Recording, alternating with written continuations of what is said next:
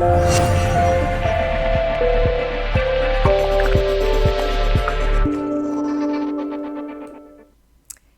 everyone, on behalf of the Mindalia TV team, welcome to Mindalia live streaming, where thousands of people around the world gather daily to see the lectures and interviews organized by Mindalia TV.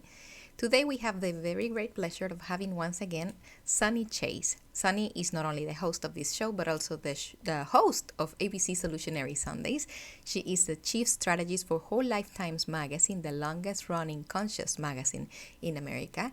Sunny is a producer, a moderator, a musician, and a mythbuster, among many other talents that she has. I'm not going to be delaying this any further, and I am very happy to welcome Sunny. Sunny, welcome to Mindalia. How are you?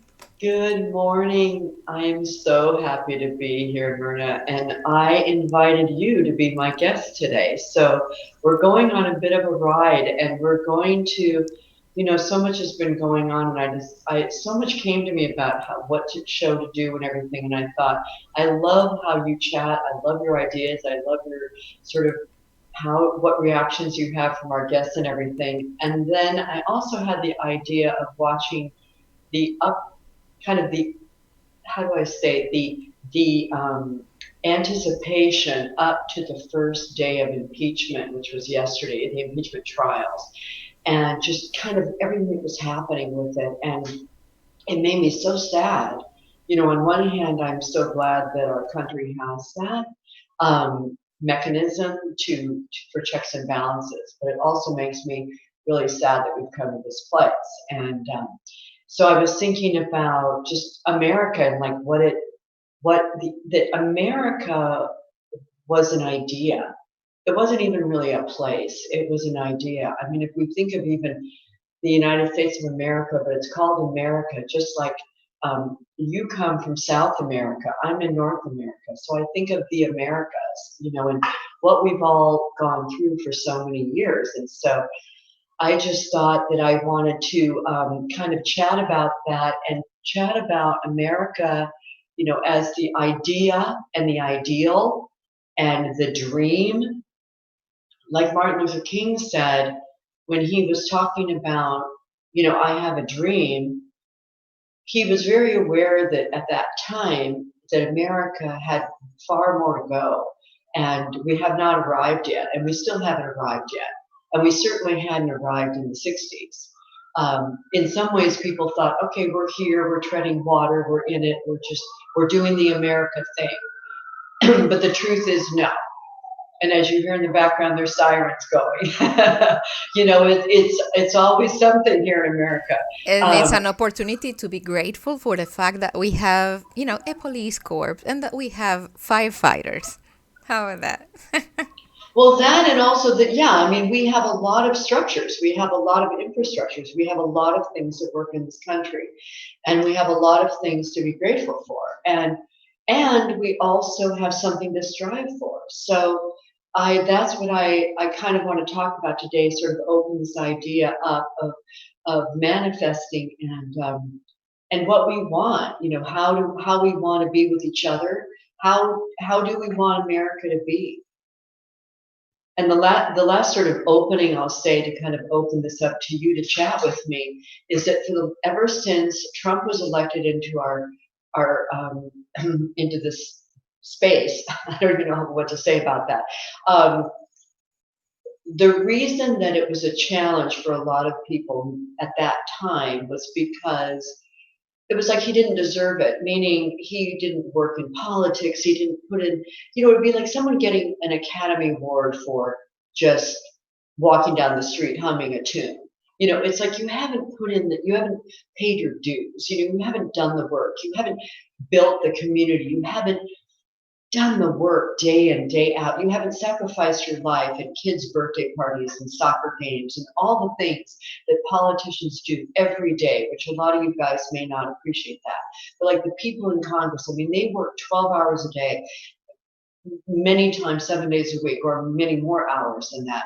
And so for the starter, for him to come in and sort of be like, okay, well, you guys all didn't know what you were doing, and I'm going to show you how to do it, sort of bombast was a challenge.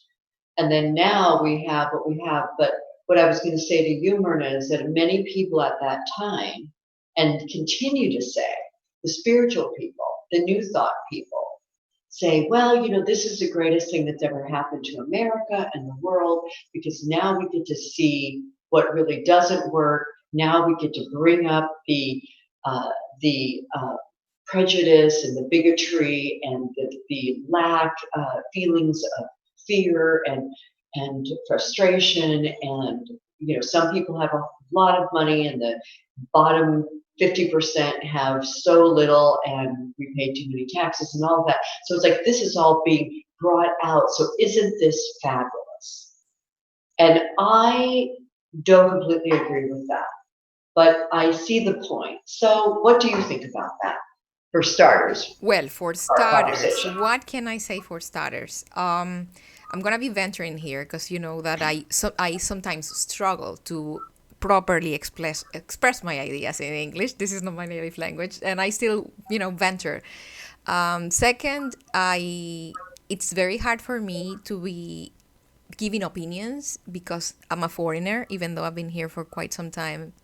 I feel that there's many structures and many things that are very inner to the idiosyncrasy of people that were born and raised here that I don't get to understand, and I like to be very respectful about that. But I do, of course, have an opinion, and that opinion is first that as much as we like, or as much as we feel like not liking what we see, it's just polarizing what we are inside. The whomever we have in office, according to what I understand, it's the symptom of something deeper. It's a symptom of the society, and the society is even a symptom of what we are inside. So whatever we are seeing out there, sadly, is an inner dialogue. It's whatever we have within us, and it's super hard to understand. It's super hard to try and understand that thing I'm seeing out there that I don't like, because I don't like it. It's a part of me, and there's something within me, and it's disgusting to try and acknowledge the fact that something like that lives within me. But yeah, Well, I think that's really true. And I think that, again, in the spiritual world, we understand that in one way, one way to say it is that everything's a reflection of ourselves and all of that stuff. And, we have conversations like that all the time on Mindalia TV with some of the greatest luminaries in the world. And we talk about how, again, we create our own reality, we can change our DNA, we have the power of creation, and that's kind of what I'm talking about here as far as the manifestation. Because again, if we have the dream, if we have the dream for Venezuela, if we have the dream for the United States of America, if we have the dream for all of South America and North America, the Americas, then what does that mean? And yes, what we're seeing around us is polarizing and painful and just completely not fair. It's like my feeling of justice is being challenged every day when I look around, when I see the wildfires that are here and people's houses burning down. And I think the scientists told us about the environment 20 years ago, and they warned us about this, but people didn't listen. So it just makes me sad. So at this point, again, from here, knowing all of that, what is our dream? What do we want for our people? What do we want for our kids and our grandkids? I think that we want survival in the most plain way to say it. We want survival for the clan, we want survival for the humanity, but it looks like we are not designed for survival on the long run. For what I see, and it's super sad to think about it, but it's like we are designed for self-destruction. We are so eager to have and conquer and get and buy that that's not sustainable. How long are we going to be able to keep what we have if we keep wanting to have another pair of shoes? And there's the latest and the best, and that phone that you just bought 6 months ago and cost you $800, that's not longer the trend, honey. You need to get the new one or you're not cool. Well, you know what That's I not think sustainable. No, it's not sustainable. And I've thought about that a lot. And I've thought, what is that about the human spirit that we always want more and more and more. And what I realized is that there is something actually super beneficial about that. And yet, and so I'm going to speak about that for a second that you bring that up, because we've shifted it to having more shoes. But what it really is that we as a soul, we as a spirit, we as a little dinky, seed starts, and then it grows. Plant a seed, and it grows and it grows and it grows. And like, let's think of us like a tree. A tree is a seed at first, and then it has so much energy that happens. And a seed can actually live as a seed for a year, 100 years, 1,000 years. I found out that there are seeds on this planet that have lived for 2,000 years that finally decided to become their next evolution, their next iteration. So the seed gets the message to, okay, I'm going to grow now. And it says, okay, and it breaks through that outer shell, and it starts going up, and it starts trying to find the light. And so it goes straight up because it has an intuition or a need to get at the light. So, excuse me, the journey through that soil, and it gets through the soil and it gets to the light. But it doesn't stop there, Myrna. That's the thing. It doesn't stop there. It doesn't say, I made it, I made it, I made it to the light. There's something in that little dinky tree that's, this big, 3 inches I or whatever, love it. I love it. that I need to says, interrupt you. I'm just bursting here. So we are designed for self-improvement, and we are constantly. misdirecting that energy that we have for self-improvement, and we are focusing on the material thing of it, and we are not focusing on the intellectual, on the spiritual, on the emotional side of it. That's it. I And hope it's so just a the bug tree, and it's not going to last for too long. well, the 500 years or tree, so. well, it's worked in different tribes in the world. But then, so the tree is 3 inches, and then, like you say, everything you just said, yes, and it grows and grows, and then it becomes a tree, and then it says, I'm going to grow leaves, and then it says, I'm going to grow fruit. And why does it grow fruit? It grows fruit because it knows God is in there saying that birds will come and animals will come and eat the fruit and take the seeds that are in the fruit and take the life of that tree, that energy of the tree that it created, and fly away and take those seeds and put them somewhere else so more trees will grow somewhere else. So it knows that the only way that it can really create like progeny, um, new trees, is by creating this fruit. And it knows that, and the tree and the birds come and they eat the fruit, and then the tree grows all of these leaves, like let's say 100,000 leaves, and it grows and grows all this time, and then at the fall it can drop them all in a week. But it knows, it has the trust that the next season it will grow those again, so it doesn't worry. But yes, so Verna, you hit it just right. It's just you got it, bing, bing, bing, because that is what is what's built into us, is to always be better, to always grow. If you're a musician, we're always playing music. We never arrive at music. We never get there. We never feel we get there. The most incredible musicians that you can mention right now have heroes. Like I don't know if there's any musician you would ever talk to who says, I have arrived, I've made it, I'm done, I'm the best. We may think that. Listen to Paul McCartney talk, and he's still working on, he doesn't feel like he's arrived at all. He Even as knows he, parents, we always have that ache that we could have done it better, and what are we going to do tomorrow to be a better parent? And even as children, we're always trying to say, how can I be a better son, or how can I be a better daughter? Even if we don't realize it, we always have that itch in our hearts of probably being a better friend or being a better, yeah, we never get there, and that's what makes us what we are, right? and that's the tree. And so I think so when you were mentioning about the creating of money, the putting more money in the bank, or having a bigger house, or more shoes, or more material things that will ultimately end up in our landfill. No joke. No matter, even if you donate them to Goodwill, they'll still end up in the landfill. this is the misdirection of that beautiful energy that we have. So I think it's really awesome for us to say to ourselves, okay, it's okay to have that little nudge, that little pebble in our shoe that says we're not, that discontent, we're not all there yet. We haven't arrived yet. We never arrive. Um, like Abraham Hicks says, we never get it right and we never get it done. And I love that because it's not about getting it right or getting it done. Every single aspect within our personality is attributes. We just sometimes don't know how to channel them to do proper things. They put an example of lying, like why does lying even exist? And he says, okay, lying is a tool for reconciliation.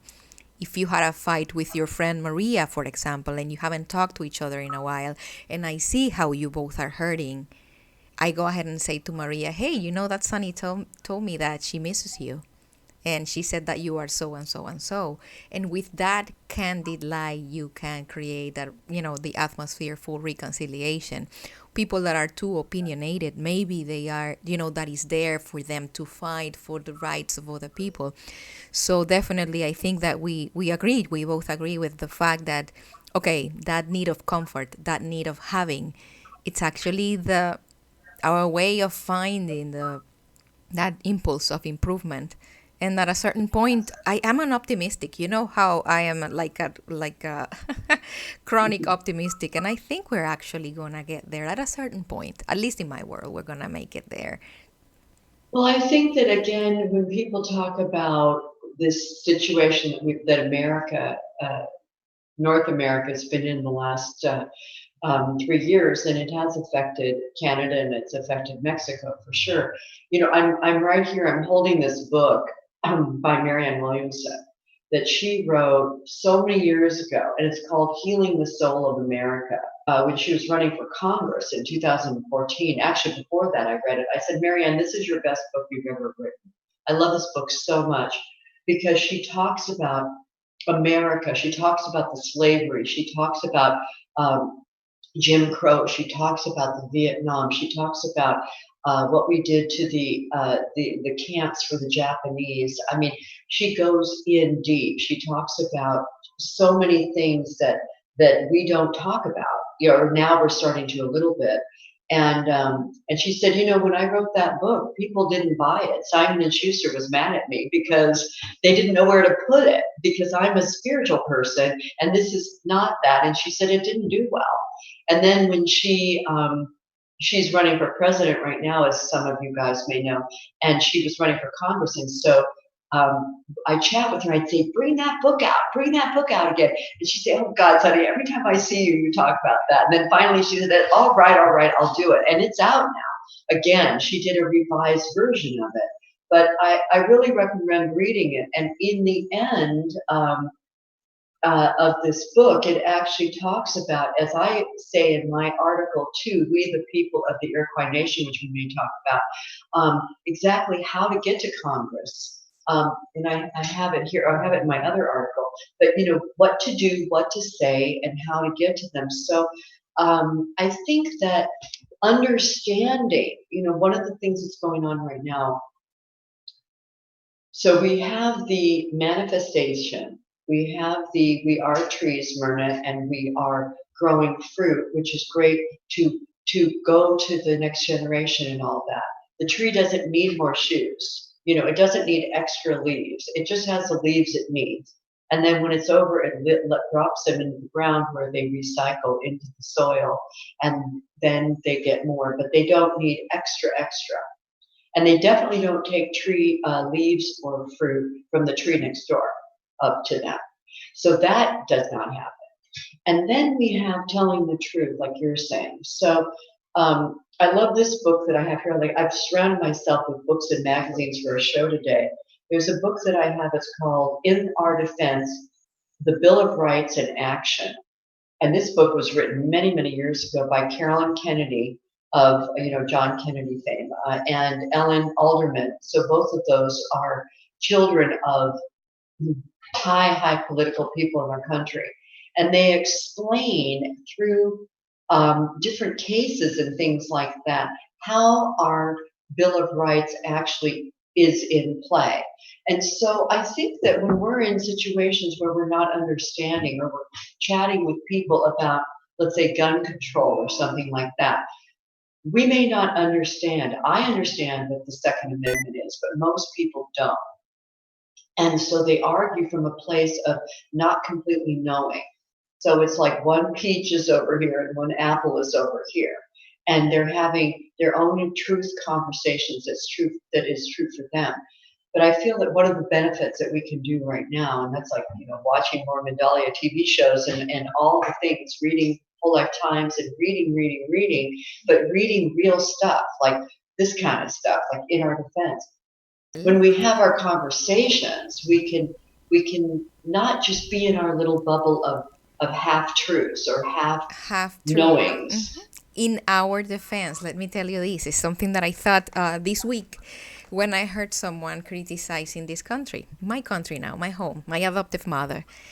And I didn't actually reply. You're going to be seeing emotional baggage from every single other country. So we are like a petri dish where there's a little bit every single bacteria and also every single virtue.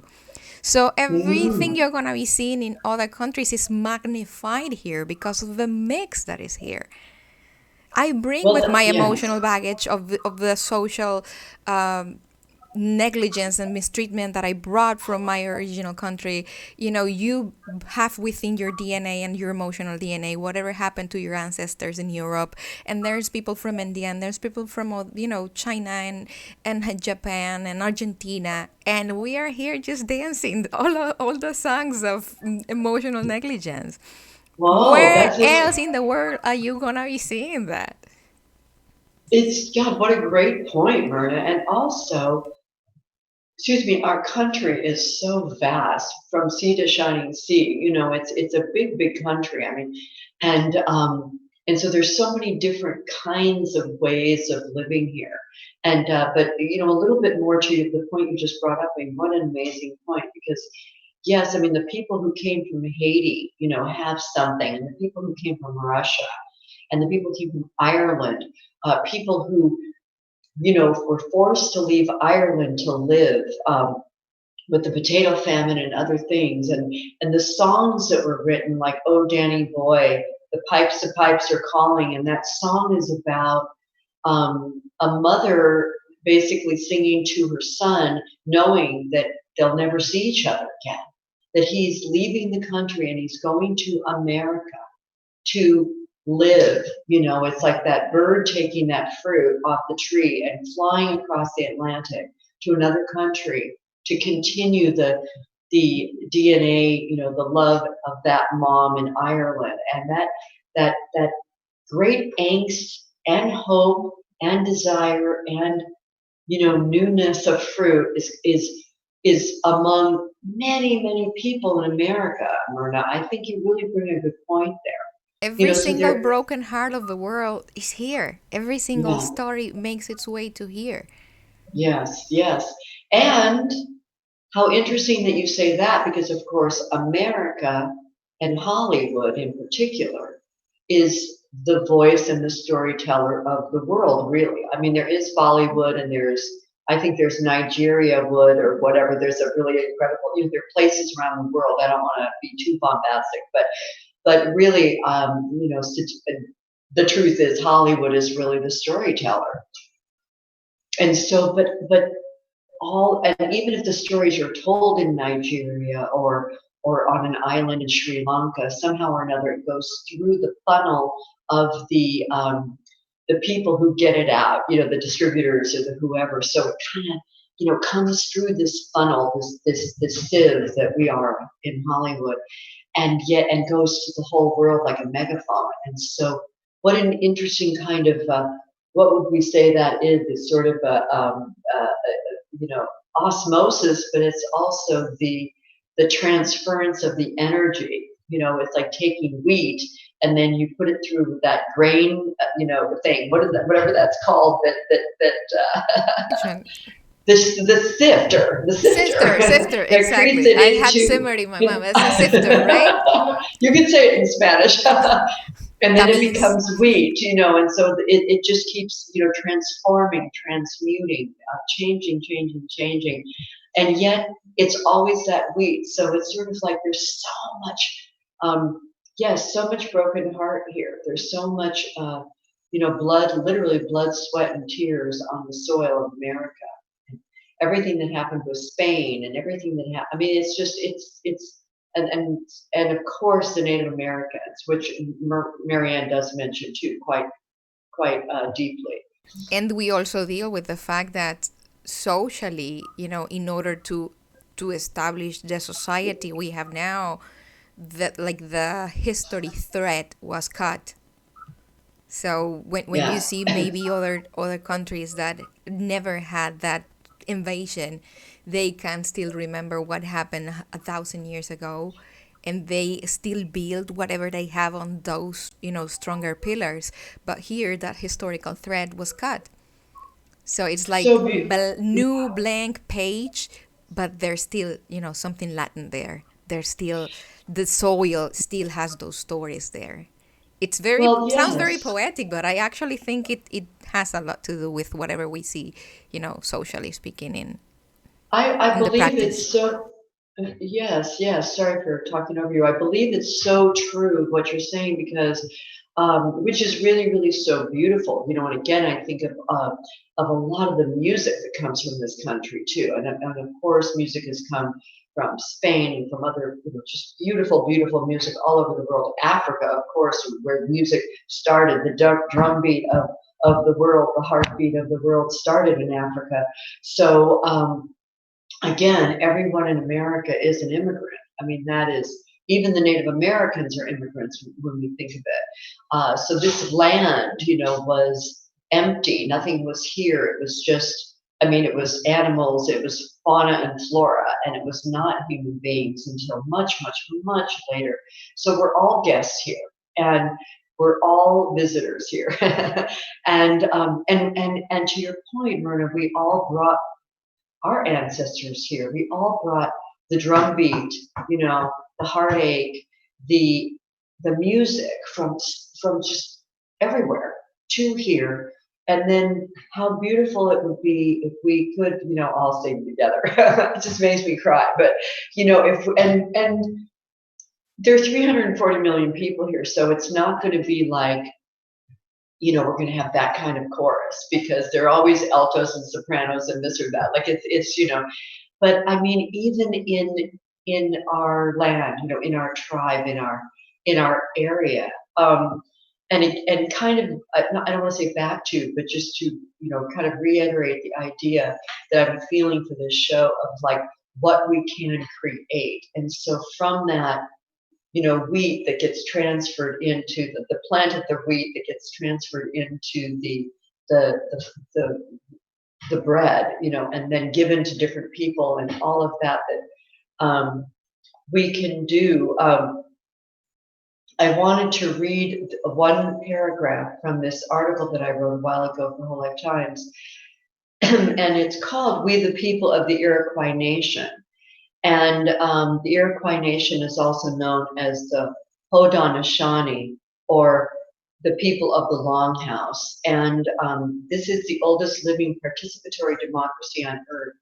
And it was the native peoples of the Americas in the North American, New York, kind of that area. And this first paragraph that I want to read just sort of explains it out. It is possible that Diganawida, known as a peacemaker, opened the gathering on the solar eclipse of the early 1700s under the great eastern white pine tree, known as the Tree of Peace, with these words: I am Deganawanda.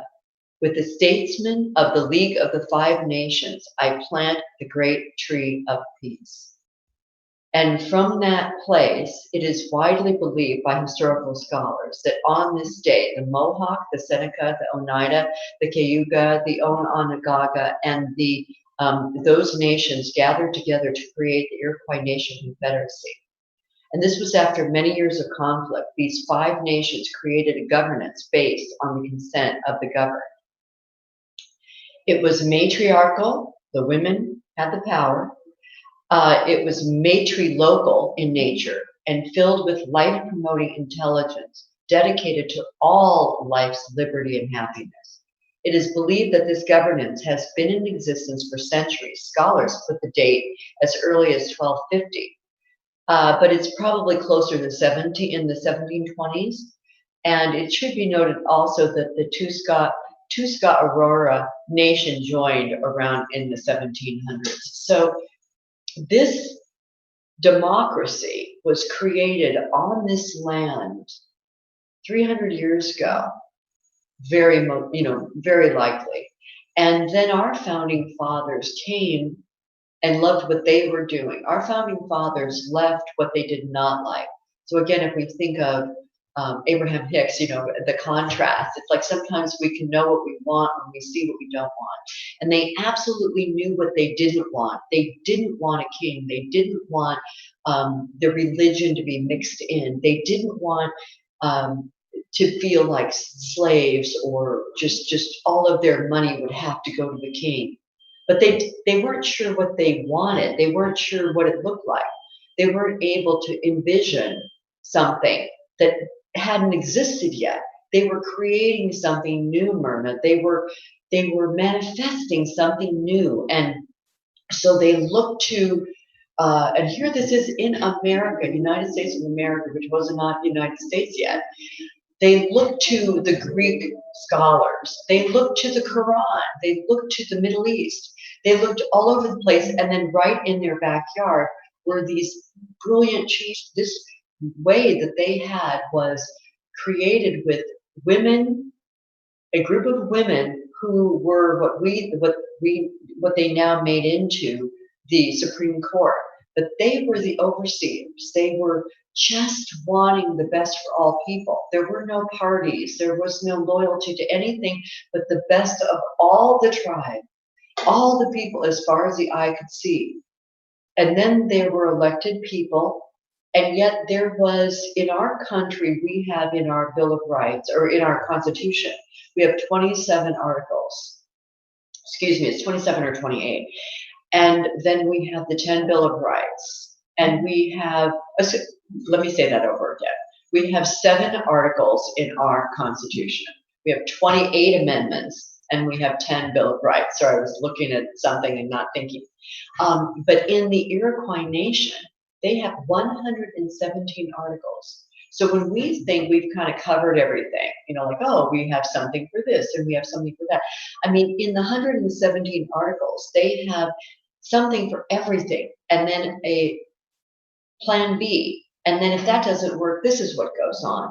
I mean, to the point where they have all the way from the role of the Great Council, the council membership, wampum, which means basically the protocol and how everything goes, how to be eligible, how to quit or have a resignation, what the candidates need to be like, how the elections go, the duties, the responsibilities, the rights of war, the women, the clans, and then the official symbolism and the laws of adoption, and even things like immigration, divorce, how people die, how people transfer money, and the protection of the funeral of the property people have. I mean, all this was figured in. And so our people took ideas from them and other ideas too. And so I just want to say that we have already here. We don't have to recreate it. We don't have to wish for it. We don't have to figure it out. It's already figured out for us people. So I just want to tell you guys all that. So when we look at what's happening now, this is not okay. This is not right. This is not what the founding fathers said. This is not what the Iroquois nation was about. It just wasn't. The words of the Iroquois nation were about honoring, respect, nobility, the highest and best for all people. That the tribe comes first. The individual does not. The individual interest is not. The interest for the people comes first, because in that, all people are taken care of, Myrna. All the people are taken care That also comes with a different context. There's like this, it's something that they call the spirit of the law, and is that whomever is the legislator needs to establish rules for, to solve any given situation. And probably the culture they had at the time had the level of consciousness in which everybody was not only being taken care of, but everybody was also cooperating with the well-being of the clan. And of. that is Right, where but not always. Not we struggle always. so hard in the and also, like, we struggle so hard in not only in taking care for everyone, but in having other people feel that they can help other people. So it's Well, it's the like feeling of twins. It's utility. so hard to find people, because you are who you are. You care about the environment. You care about other people. You care about me. If you have a problem and I tell you that I am also having a problem, you could stop and tell me, listen, Mirna, let's solve yours before mine.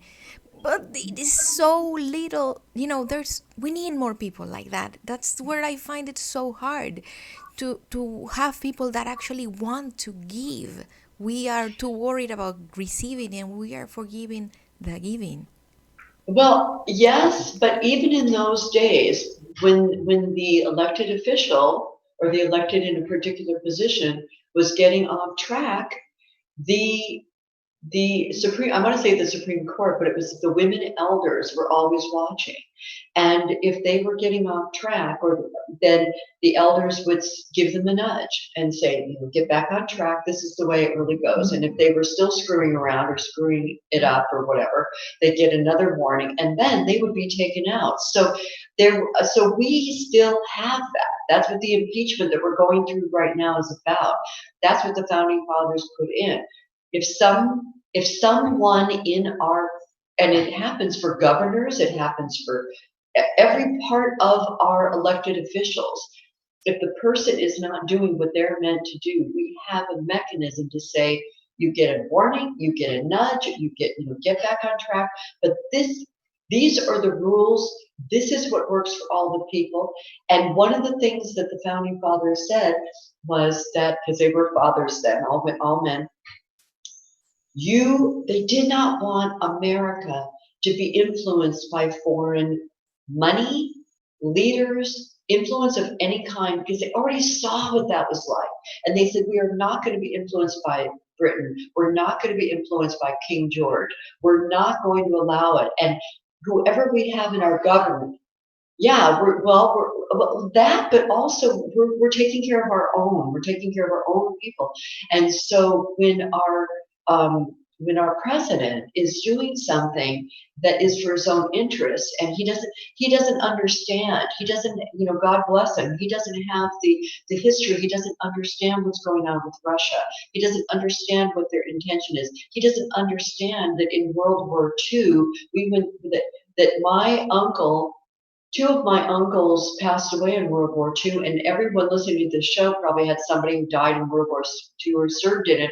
And after that, many nations came together, like the Iroquois nations, and they all came together and they said, we don't want this to ever happen again. And the way that we're going to have this happen is we're going to have the United Nations, we're going to come together, we're going to make laws and rules that say that we as each country, and we sign this to say, our border is, we have decided what our border is. I mean, it's already done. Like America, our border is here, it's here. In Italy, it's here, it's here. In England, it's here, it's here. In Russia, it's here and here. And no one can just take their tanks and go into another country. That cannot be. We will not allow it. As the world global energy people, we will not allow it. And in 2014, Russia came in to Ukraine and took over their country. So that is not okay. And so God bless Trump. He may not understand how far back this goes or what the consequence means for the whole world. So it cannot be. And so we have to put him in check. You know what is like the boiling question in my mind right now?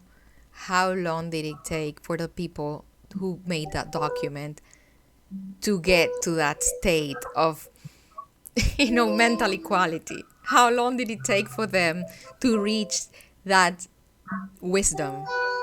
But I think it's information, Myrna. I really do. I think that if everybody understands, like if someone, like the impeachment trial started, and the people who were chatting were kind of laying this out and explaining how if Russia comes into Ukraine and really, takes first of all, it's not fair, it's not just, it's not right, it's not part of the UN, it's not part of the Iroquois nation, but also the consequences. And so when the American people or the world global people understand, that Ukraine is a partner to us, and Ukraine is also a partner to Italy, France, Russia. I mean, not Russia. All of Europe, and by Russia doing this, it causes a great threat to all of Russia, all those countries, Germany, all those countries that aren't that big. Russia is I don't want to say exactly, but 10 times bigger, than those countries, or bigger even than that. It has 7 time zones. It's very, very big. And so, the consciousness of that. And so, and to answer to your question, I think it is because I do believe, I think it's the information and the education, because I do I do believe that if people understand, what a straw does, and that 500 million straws are used a day in America alone that fill up 125 children school buses, then they would, and then when they get the education that it's not as good for our digestive system to use a straw, and it can create wrinkles here and different things like that. Like if people understand Oh, the all the one with the consequences. wrinkles is gonna be a bomb. If we start putting that and spreading that information, I bet you half of those straws are gonna disappear. That's That's it. yeah. But that's the point. It's the education, so people understand. Many people are not alive right now are alive right now who may not, who didn't live through World War II, who didn't live through the Nazi occupation, who didn't understand that the Nazis were putting out these just dandy little movies that were completely, oh my God, they were showing the Jewish people dancing around in nice little outfits and drinking tea and eating cake propaganda. When literally at the height of the Nazi situation, they were killing 2,000 people an hour. 2,000 people an hour, I say again. And meanwhile, they're saying to the world, and they were doing everything in the world to not let England know, not let America know, not let anybody know. So again, the information is power. The information is what we need. The knowledge is what we need. And because I do believe that every heart and every soul, every tree on this earth that has its fruit wants the best. I do believe that everybody wants the best. I just feel that fear comes in and people don't understand that this consequence or this action creates that consequence. And that's why the elder women who then became here the Constitution, and we almost have to go, and I want to sing something before we go. That's what their job was. Well, since we're almost about to leave, about to complete this conversation, of course, I want to ask you, where can our audience find Sunny Chase before you give us the serenade you're planning for us? Good, because I may cry at the end, as I usually do. So you can find me here next week. As you guys know, you can find me at Solutionary Sundays on ABC KMET. You can find me at Whole Life Times, and if you guys have questions or anything like that, you can send anything to me at Sunny at let'simagine.live. And the name of this show is Pioneers of Possibility, and that's what we want to do. We want to remind you that that's what we're about. That we're pioneering the possibility with our guests, and hoping that you guys do that all the time in your own life. Thank So is there you. anything that you want to say before I sing America the Beautiful as a prayer to you and to me, to all of the America? So I Well, sing this as the Americas, the beautiful. Yay! Well, just saying thank you to you, Sunny, for being with us and to everyone that is watching, and remind you that you can go to Mindalia Televisión for information in Spanish, and you can go to Mindalia Televisão for information in Portuguese. Like, subscribe. Our only mission is just to share information that can help raise the level of consciousness in the planet, and every tiny drop counts. We're sending you a big hug, and we're leaving you with our great host, Sunny Chayes. Okay, so this is a prayer for all of the Americas, guys. Oh, beautiful, oh, spacious skies, for amber waves of grain, for purple mountain majesties above the fruited plain.